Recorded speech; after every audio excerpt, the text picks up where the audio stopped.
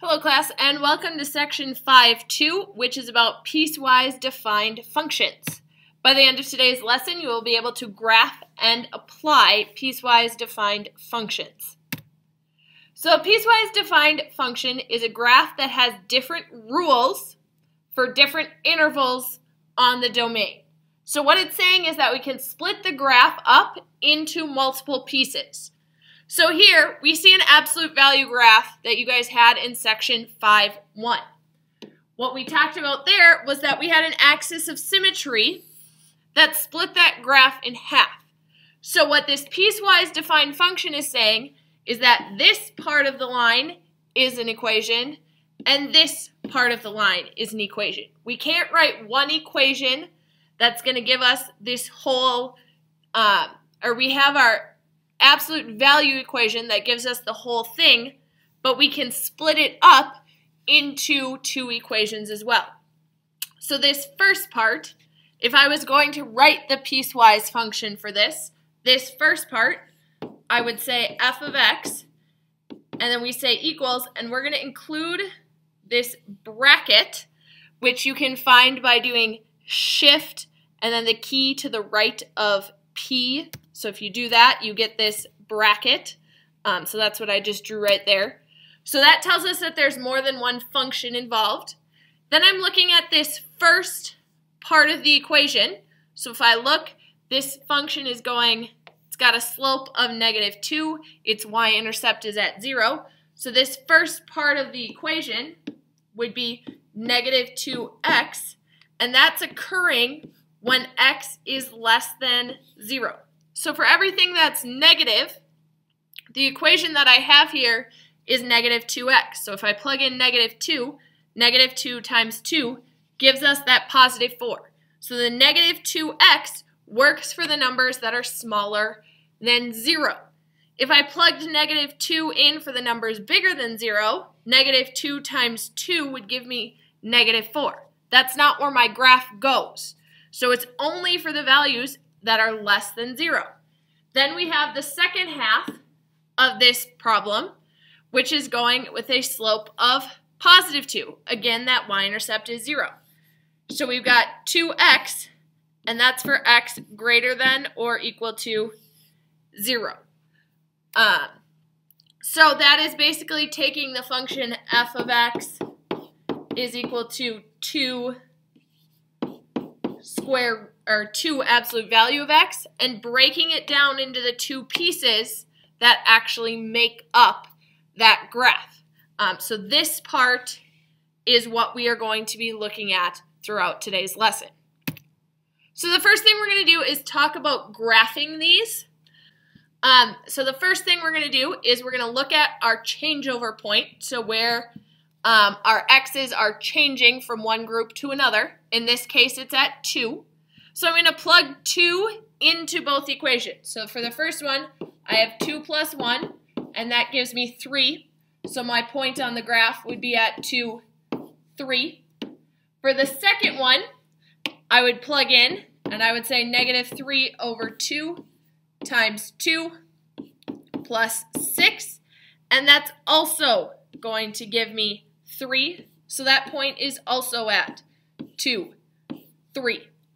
So what we do is we now look at the two equations. This first one, that green point at 2, 3 is going to be a filled in dot, and this blue point at 2, 3 is going to be an open circle. Reason being, 2, 3 is included. It has the equal to part of the first function.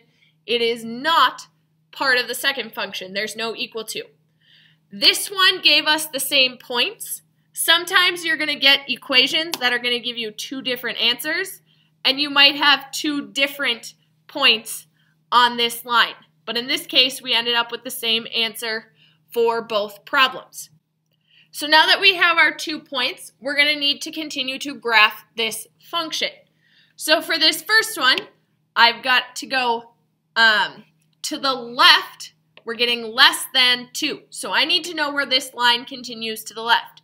Normally, I would graph and I would go up 1 and over 1 because my slope is 1. And then I would fill in the rest of that line going through those points.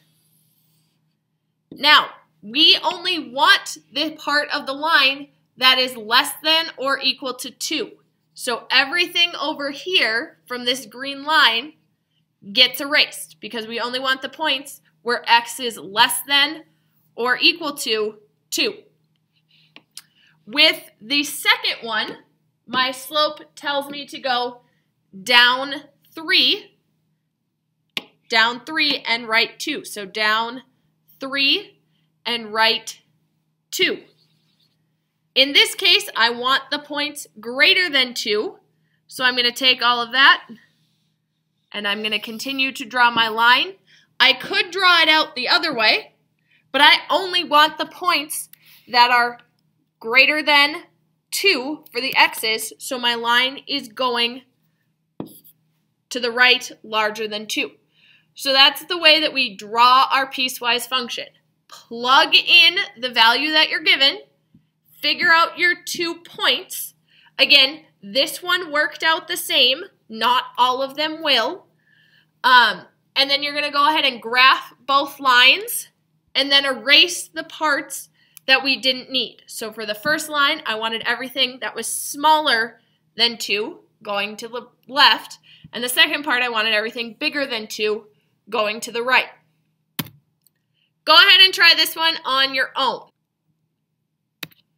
So again, we plug in our x value. If I plug it into the first one, I get -1. So that first point is going to be at 1, -1. That's your filled in circle because it's got the equal to part.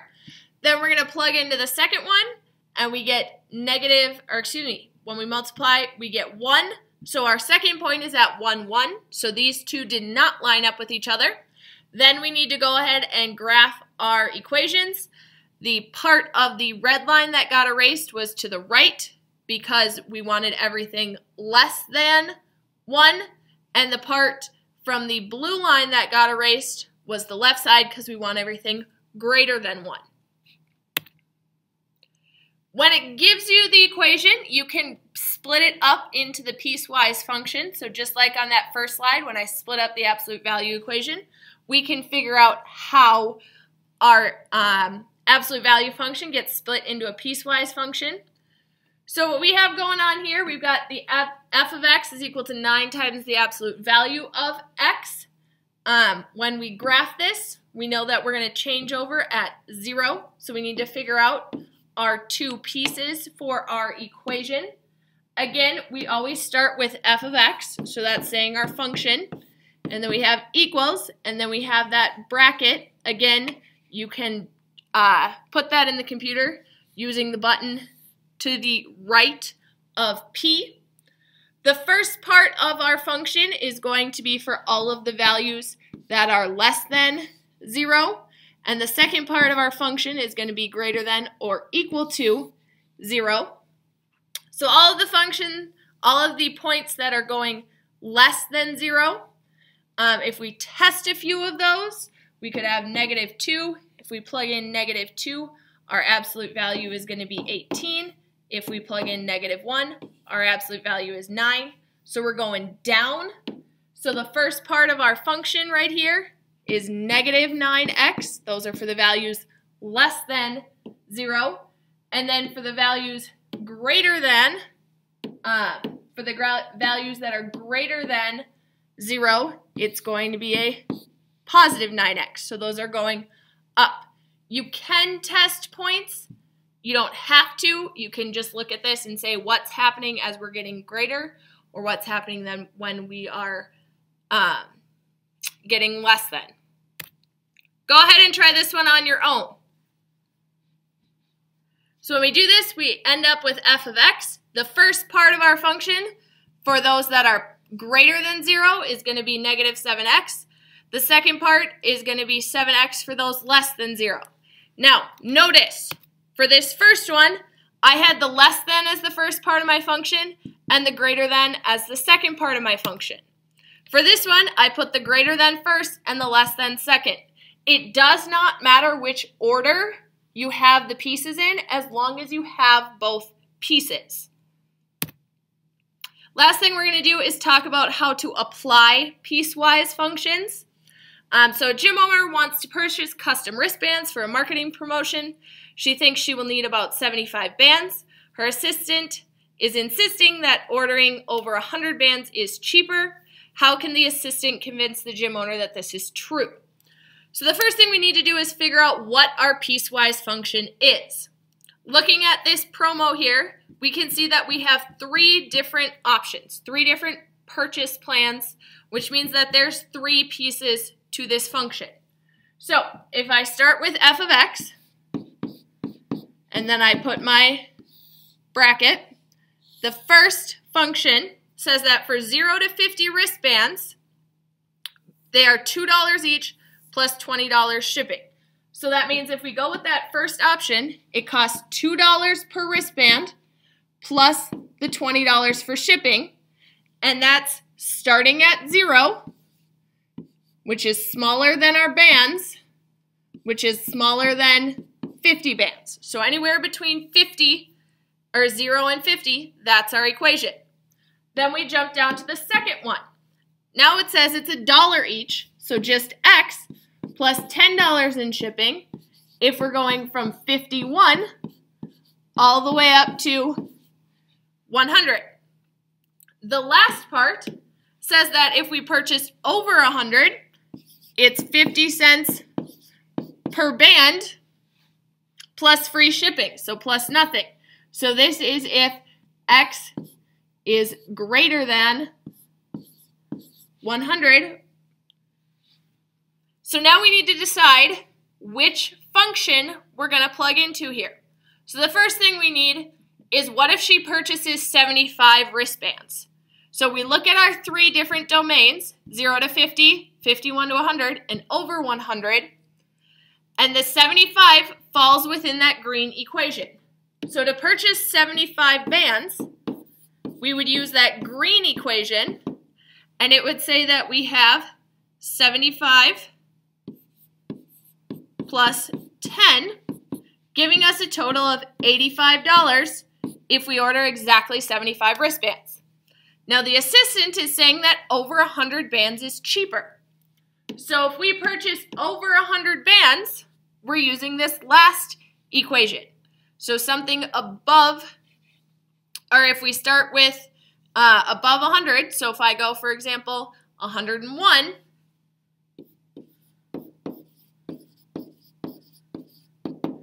I'm plugging it into this bottom equation, which says 0.50 times 101, which is going to give us $50.50. So if she only needs 75 wristbands, it's cheaper to buy more wristbands based on the different piecewise functions. So this is how the assistant would show that it is cheaper. Using this same promotion, so those same equations that we just wrote down, same function, can you find the difference between one order of 200 wristbands and then ordering 2 sets of 100 wristbands?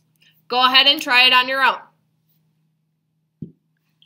So ordering 200 wristbands, that falls in that last one, it's going to cost us $100. If we do 2 orders of 100, the first order of 100 is going to be $1 times 100 plus 10, which gives us $210. But we want 2 of those orders, so that's $210. So to find the difference, I go 220. To find the difference, I do 220 minus 100, and the difference is $110. If you have questions about this or anything else from the lesson, please let me know when you get to class.